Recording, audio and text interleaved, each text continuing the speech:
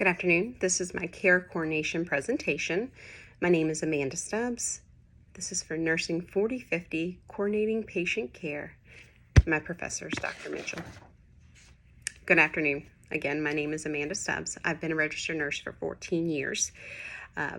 Majority of the background in emergency medicine. Most recently, I transitioned to the oncology world, and my primary focus is on chemotherapy, immunotherapy, infusion. Today I will discuss the concept of healthcare coordination. I will present the appropriate methods for collaborating with patients and their families to maximize healthy outcomes. I will also highlight the importance of patient-centered care of the highest quality. Care coordination is arranging patient care activities and communicating information among all people participating in the patient's care to ensure safer, more effective care. There are several advantages to continuity of care for individuals and healthcare systems. Monitoring core coordination, the deliberate planning of patient care activities among two or more individuals, is crucial for finding possibilities for improvement. Care coordination can be accomplished by one of two ways: through broad programs often utilized to improve health care delivery, or through specific care coordination activities. Written by Ringwald, 2021. This implies that the patient's requirements and preferences are understood in advance, communicated to the relevant individuals taking care of that patient at the appropriate time, and used to deliver safe, appropriate, and effective care or treatment. Care Coordination 2018. There are millions of people throughout the world with complicated health and social care requirements. Coordination of treatment for these patients is a major component of integrated care and a crucial aspect of basic health care. Registered nurses play a significant role in the coordination of care, according to CARAM 2020. Effective strategies to achieve desired patient outcomes. When caring for complex patients in a clinical setting, it is often necessary for multiple providers from different specialties, different clinical fields, and social services to work together. Fragmented care can happen when patients and providers do not collaborate or communicate effectively. This can put at risk the effectiveness, safety, and efficiency of healthcare delivery. Care coordination could be improved for individuals with clinically complex conditions if things were improved. A wide range of complex multi-component care coordination programs have been created to help remedy this. These programs often include case management and better teamwork between professionals from different fields.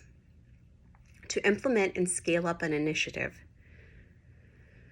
it's important to understand how it was made, including the strategies, how it works, how it affects the health outcomes.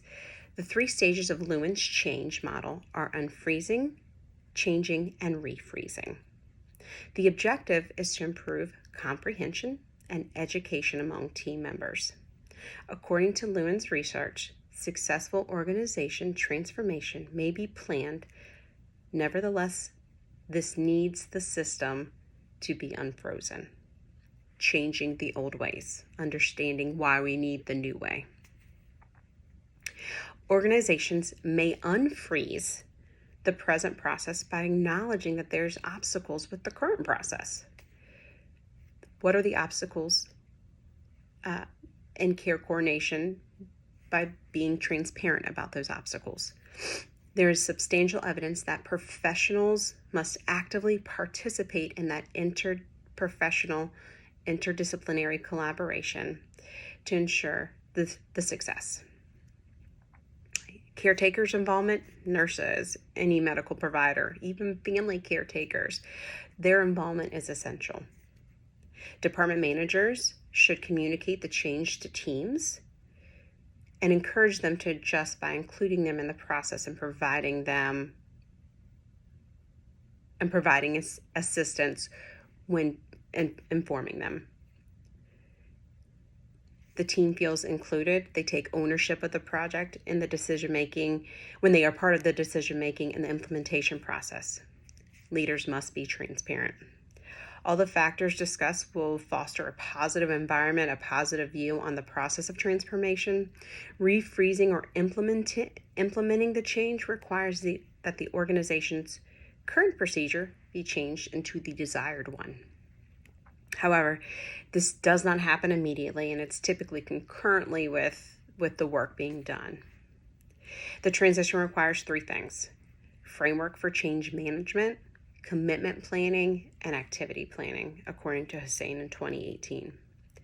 Other effective strategies may appear easy now that the team is involved and on board, but they are just as crucial and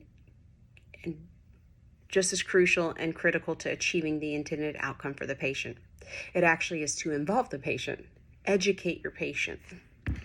To achieve effective patient progression and transition across multiple settings, the care continuum, healthcare providers must engage the patients and their families. Patient education strives to enhance health outcomes or even prevent sickness by enhancing patients' knowledge or changing their attitudes. Patient education can be provided verbally, in writing, the use of assistive technology devices, or electronically. Another technique is patient navigation, which aims to educate patients and their families about the health and social care system, the importance of specialty practice, or medicine, This is a critical technique because it assists patients in navigating the complex health system. It increases communication amongst the system, with the system, and improves the patient's access to care.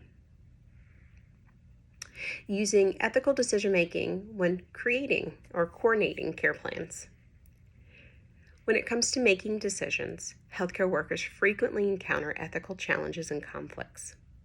Privacy and confidentiality are one of the most prevalent and ethical challenges care coordinators face today. Care coordinators must contact various healthcare specialists to collect and exchange patient information for development of coordinating the care plans. Therefore, they must avoid disclosing personal patient information to third parties. Nevertheless, according to Strom-Gottfried in 2019, care coordinators are occasionally faced with the ethical problem of violating those patient rights when there is grave threat to patient's health or life. For an example, if a patient does not undergo therapy or treatment or surgery because his family prevents him from doing so, care coordinators might have to divulge sensitive information to establish a potential case of neglect. Care coordinators and other healthcare workers should adhere to the code of ethics that governs their ethical decision-making.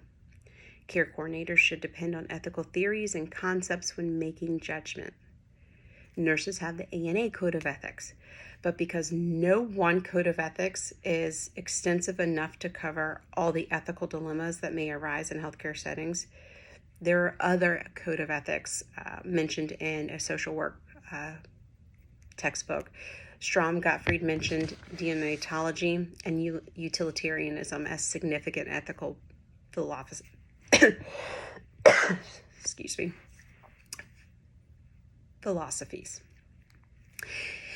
Care coordinators, according to deontological ethics, should make judgments without regard for outcomes based on rules, regulations, and the universal moral standards. Utilitarian decision-making, on the other hand, is concerned with determining which acts would have the greatest positive impact on the greatest number of people. Care coordinators should ultimately base their judgments on ethical principles of autonomy, non-maleficence, beneficence, and fairness.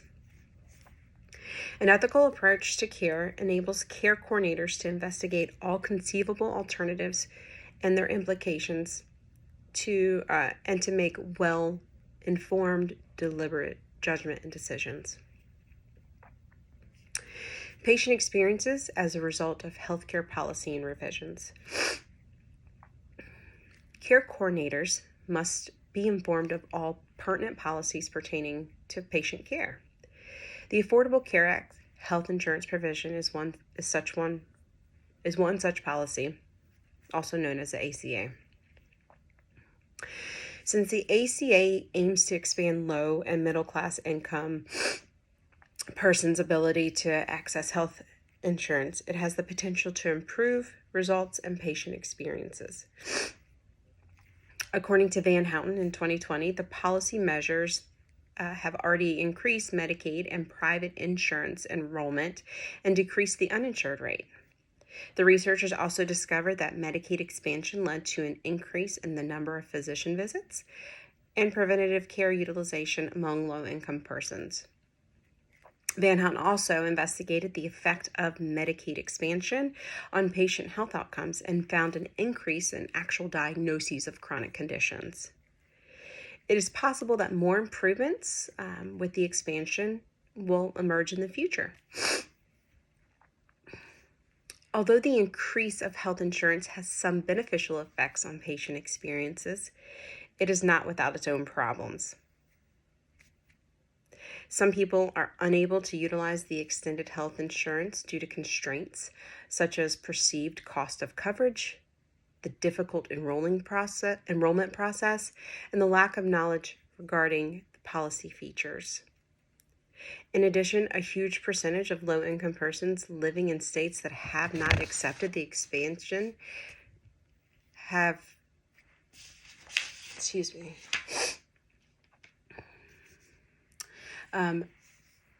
their access still remains limited. Care coordinators might enhance the value of extended health insurance for patients by informing them of their eligibility requirements and educating them on the enrollment procedures. And if that's still not enough, assisting them in applying and enrolling for insurance coverage. Nurses play a vital role in the coordination of care. So due to their direct involvement in patient care, nurses play an essential role in coordination of care and continuity of care. According to Swan, 2019, nurses are responsible for recognizing and connecting patients' care coordination requirements with available resources.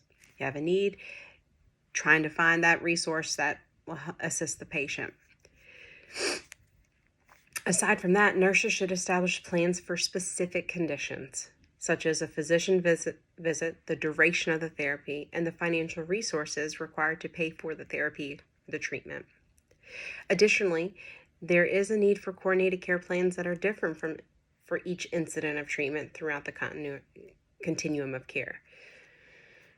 In conclusion, care coordination is essential to healthcare, and one of the most important components is effective communication between the patient, patient's family, physician, nurses, and the entire care team.